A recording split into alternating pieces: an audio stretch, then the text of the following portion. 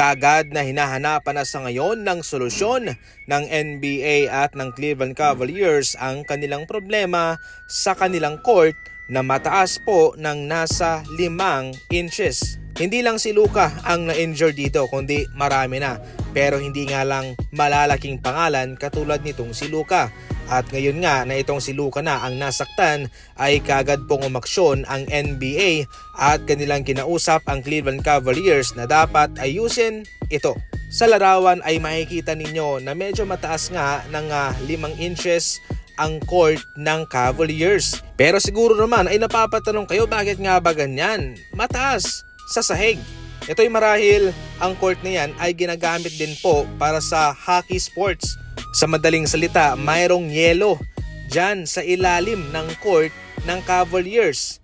Tinabunan lang kaya mataas ang kanilang court kasi pinoprotektahan yung ice na nasa ibaba. Yan lang po kasi yung mainam na solusyon ng Cleveland Cavaliers para magamit nila ang court, sapagkat kung kanilang tatanggalin yung ice, lalaki ang kanilang gagastusin. Ekstrang gastos pa, di ba?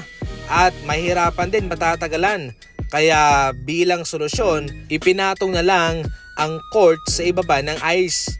Kaya sa ngayon, marami ang napapaisip kung ano nga ba ang gagawin dito, kung tatanggalin ba ang ice, sapagkat ito'y dagdag budget pa.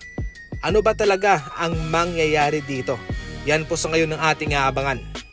Samantala, mayroong diskusyon sa ngayon sa pagitan ng Miami Heat at ng Milwaukee Bucks. Matatanggap raw dito ng Miami Heat si Giannis at bilang kapalit sa Bucks naman sina Hero, Kelly Oubre at maraming first round pick. Pinag-iisipan pa ito ng Milwaukee Bucks mga idol, pero maliit lamang po ang chance na ito ay matutuloy sapagkat wala pong impactful na player na matatanggap itong Milwaukee Bucks. Mataas kasi sobra itong value ni Giannis na hindi po talaga mapapantayan ni na Hero at nitong si Oubre. So far, ayon mismo sa mga eksperto, itong Miami Heat lamang ang makikinabang dito sapagkat mas malaki naman ang maibibigay na tulong nitong si Giannis kumpara kay Hero at kay Oubre doon sa Milwaukee Bucks. Para sa inyo mga idol, ano ang tingin niyo dito? Samantala, nananawagan naman sa ngayon ng ilang mga fans ng Golden State Warriors na kunin na lang itong si Jordan Poole pabalik sa kanila. Sa ngayon wala pong issue kay Jordan Poole, okay naman ang kanyang laruan. Actually, yung kanyang puntos, 14 points per game. Mas pinili lang pong mag-focus ng Pelicans kay Fear at kay Derrick Queen.